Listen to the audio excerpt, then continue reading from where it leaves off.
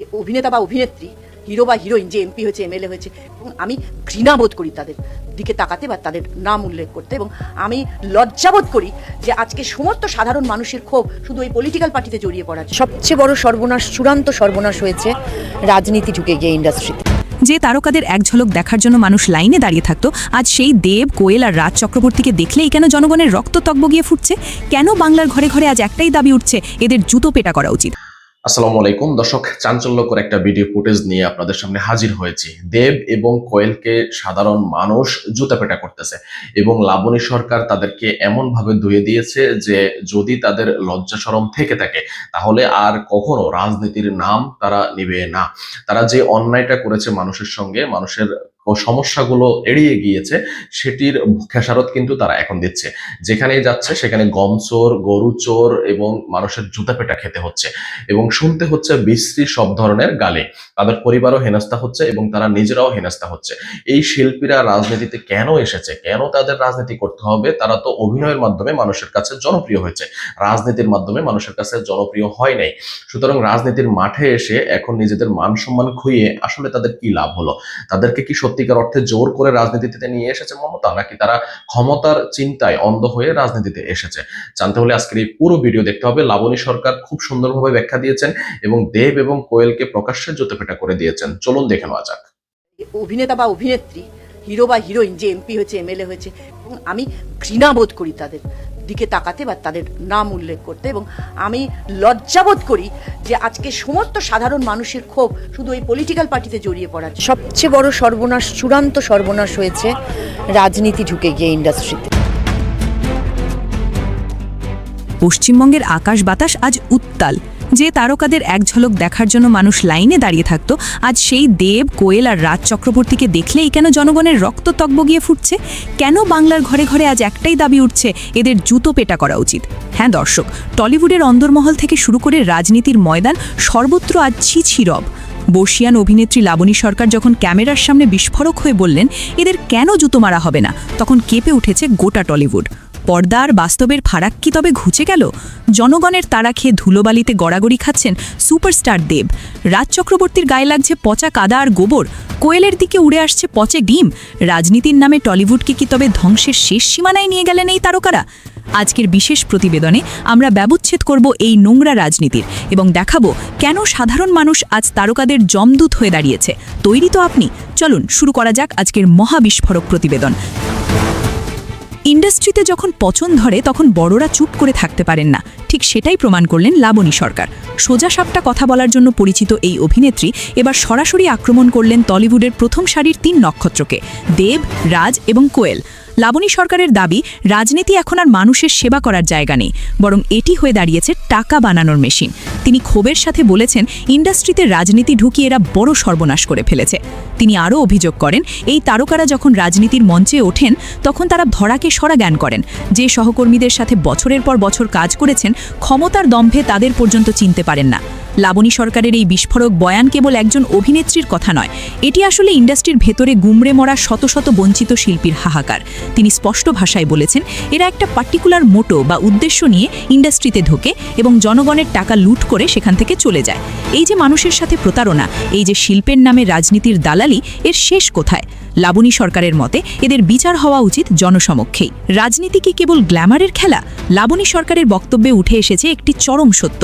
তিনি প্রশ্ন তুলেছেন যারা রাজনীতির ময়দানে লড়ছেন তাদের মধ্যে কতজন আসলে দেশ বা দশের খবর রাখেন। তার দাবি অনুযায়ী এমনও অনেক তারকা প্রার্থী আছেন যারা দিনে একটা খবরের কাগজ পর্যন্ত পড়ার সময় পান না।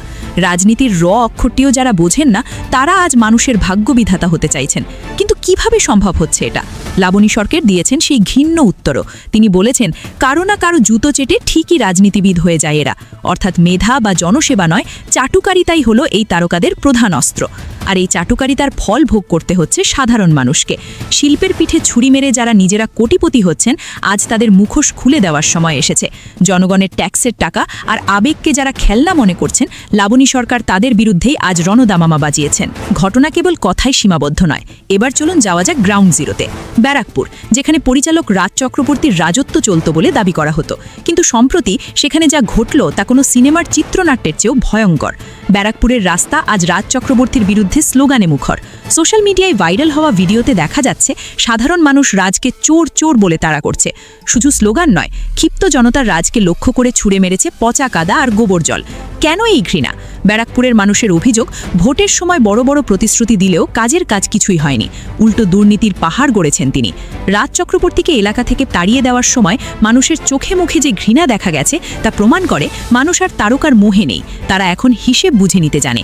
খেলা শেষ, খেলা খতম বলে যে স্লোগান উঠেছে তা কি রাজের রাজনৈতিক জীবনের সমাপ্তি ঘোষণা করছে? ব্যারাকপুরের ধুলোয় মিশে গেছে রাজ চক্রবর্তীর গ্ল্যামার। এবার আসা যাক টলিউডের সবচেয়ে বড় নাম দেবের কথায়। যিনি নিজেকে জনগণের নেতা বলে দাবি করেন, সেই দেবের অবস্থাও আজ করুণ। গরু পাচার কাণ্ড থেকে শুরু করে গম চুরি, একাধিক দুর্নীতির অভিযোগে বিদ্ধ এই সুপারস্টার। সম্প্রতি একটি নির্বাচনী প্রচার বা জনসভায় গিয়ে দেবকে যে পরিস্থিতির মুখোমুখি হতে হয়েছে তা সম্ভবত তিনি স্বপ্নেও ভাবেননি। জনগণ তাকে ঘিরে ধরে গরু চোর, চোর চোর স্লোগান দিতে শুরু করে। পরিস্থিতি এমন পর্যায়ে পৌঁছায় যে দেবকে সেখান থেকে রীতিমতো দৌড়ে পালাতে হয়। জনগণের তাড়া খেয়ে ধুলোবালিতে মাখামাখি অবস্থা সবার প্রিয় পাগলুর। যে দেব সিনেমায় একাই 100 গুন্ডাকে শায়েস্তা করেন, বাস্তবে সাধারণ মানুষের রাগের সামনে তাকে প্রাণ হাতে নিয়ে পালাতে দেখা গেছে। সোশ্যাল মিডিয়ায় এই ভিডিওটি এখন টপ ট্রেন্ডিং। মানুষ বলছে গরু চোর আর গম চোরদের বাংলার মাটিতে কোনো জায়গা নেই। দেবের এই নাজেহাল অবস্থা দেখে আজ অনেকেই প্রশ্ন করছেন, তবে কি তৃণমূলের সব তারকা প্রার্থীরই এই দশা হতে চলেছে? শান্ত, নম্র আর বিতর্কহীন হিসেবে পরিচিত কোয়েল মল্লিকও এবার রেহাই পাননি। লাবণী সরকার তার নামটিও স্পষ্ট করে উচ্চারণ করেছেন। রাজনীতির ময়দানে কোয়েল মল্লিকের নাম জড়িয়ে পড়া এবং তার নীরবতা জনগণের মনে সন্দেহের দানা বেঁধেছে। খবর পাওয়া যাচ্ছে কোয়েল মল্লিককেও জনগণের রোষের মুখে পড়তে হয়েছে। তাকে লক্ষ্য করে ছোড়া হয়েছে পচা ডিম। একসময় মানুষ কোয়েলকে দেবীর আসনে বসাতো, কিন্তু আজ রাজনীতির ছোঁয়ায় সেই ভাবমূর্তি ধুলোয় লুকিয়ে পড়েছে। কেন কোয়েল মল্লিকের মতো একজন সফল অভিনেত্রী এই নোংরা রাজনীতির জালে পা দিলেন? কেন তিনি সাধারণ মানুষের ক্ষোভের লক্ষ্যবস্তু হলেন? এর উত্তর হয়তো একটাই, যখনই শিল্পীরা তাদের কাজ ভুলে দুর্নীতির ক্ষমতার সাথে হাত মেলায়, তখন সাধারণ মানুষ তাদের ক্ষমা করে না। কোয়েলের দিকে ছোড়া ওই পচা ডিম আসলে তারকাদের প্রতি মানুষের তীব্র অবজ্ঞার প্রতীক। বাংলার রাজনীতিতে এখন এক অদ্ভুত পরিবর্তন দেখা যাচ্ছে। তৃণমূল কংগ্রেসের হয়ে যারা তারকা প্রার্থী হিসেবে দাঁড়িয়েছেন, তারা একে একে সবাই জনগণের আক্রমণের শিকার হচ্ছেন। এর কারণ কি?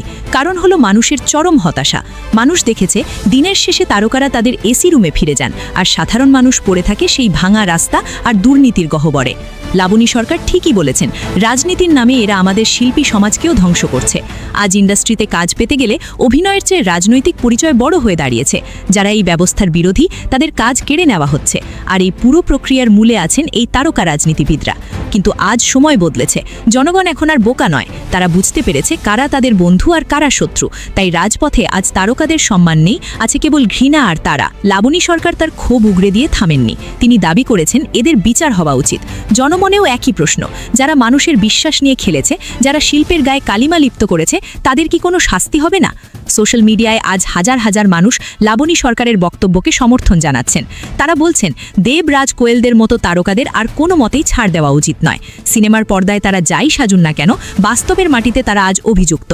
একে একে তৃণমূলের সব তারকা প্রার্থীরা যেভাবে ধাওয়া খাচ্ছেন, তাতে একটা বিষয় পরিষ্কার, জনগণ এবার তাদের প্রাপ্য সম্মান নয়, বরং প্রাপ্য শাস্তিটাই দিচ্ছে। বাংলার ইতিহাসে শিল্পীরা সবসময় জনগণের কথা বলেছেন, কিন্তু আজকের চিত্রটা ঠিক তার উল্টো। আজকের তারকারা জনগণের টাকা লুট করার ষড়যন্ত্রের অংশীদার। তাই তো রাজপথে তাদের তাড়া খেতে হয়, পচা ডিম আর কাদা সইতে হয়। লাবণী সরকারের সেই রণহুঙ্কার, এদের জুতো পেটা করা উচিত, আজ বাংলার ঘরে ঘরে প্রতিধ্বনিত হচ্ছে। দেবের ধুলোমাখা চেহারা কিংবা রাজ চক্রবর্তীর গোবর মাখা মুখ আসলে এই কথাটাই মনে করিয়ে দেয় যে জনগণের চেয়ে বড় কেউ নয়। গ্ল্যামার দিয়ে মানুষের পেট ভরে না, প্রতিশ্রুতি দিয়ে মানুষের ঘর চলে না। দর্শক, আপনি কি লাবণী সরকারের সাথে একমত? আপনার কি মনে হয় দেব, কোয়েল আর রাজ চক্রবর্তীরা সত্যি বাংলার মানুষকে ঠকিয়েছেন? তাদের সাথে আজ যা ঘটছে তা কি তাদের কর্মের ফল? আপনার মূল্যবান মতামত আমাদের কমেন্ট বক্সে অবশ্যই জানান। প্রিয় দর্শক, নিশ্চয়ই দেখেছেন লাবণী সরকার যে কথাগুলো বলেছে সেটি আপনার কাছে আপনি একমত কিনা। ইন্ডাস্ট্রির সবচেয়ে বড় শত্রু কিন্তু তিনি প্রকাশ করে দিয়েছেন এবং সবগুলোকে গরু চোর বলে কিন্তু তিনি আখ্যায়িত করেছেন। আমার কাছে মনে হচ্ছে লাবণী সরকার যে কথাগুলো বলেছেন সেগুলো একেবারে 100% সত্যি কথা বলেছেন। তার কথার মধ্যে কোনো ভুল ভ্রান্তি এবং কোনো কিছুই নেই। আপনি লাবণী সরকারের সঙ্গে একমত কিনা আমাদের কমেন্টস বক্সে অবশ্যই লিখে জানাবেন। এবং আমি মনে করি ভবিষ্যতে শিল্পীদের আর কখনো রাজনীতিতে আসা উচিত নয়। এবারের ভরাডুবির পর থেকে তাদের এখান থেকে শিক্ষা নেওয়া উচিত বলে আমি মনে করি। দর্শক, এই বিষয়ে আপনি কি মনে করেন আমাদের কমেন্টস বক্সে সেটিও লিখে জানাবেন। আমাদের আজকের এই ভিডিও আপনার কাছে ভালো লাগলে ভিডিওতে একটি লাইক দিবেন, শেয়ার করে অন্যদেরকে দেখার সুযোগ করে দিবেন এবং আপনি আমাদের এই চ্যানেলে নতুন হলে চ্যানেলটি সাবস্ক্রাইব করার জন্য আপনাদেরকে বিনীতভাবে অনুরোধ জানাই।